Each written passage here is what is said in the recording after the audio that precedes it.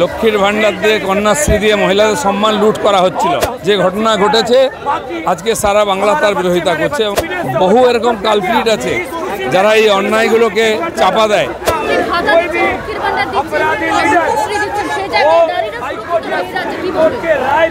লক্ষ্মীর ভান্ডার দিয়ে কন্যাশ্রী দিয়ে মহিলাদের সম্মান লুট করা হচ্ছিল। এখন মহিলারা বুঝতে পেরেছেন সেগুলো নিয়ে কি ভুল করেছেন। তাই সন্দেশখালী থেকে আরম্ভ করে আরজিকর পর্যন্ত যে ঘটনা ঘটেছে আজকে সারা বাংলা তার বিরোধিতা করছে এবং মহিলারা হচ্ছে সামনে আছে।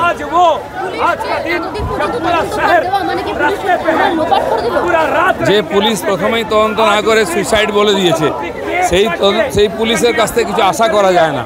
সেই জন্য ধামাচাপা দেওয়ার জন্য চেষ্টা করেছেন, কিন্তু শেষ পর্যন্ত আদালত সিবিআইয়ের যে তদন্তের আদেশ দিয়েছেন মানুষের ভরসা আছে তার।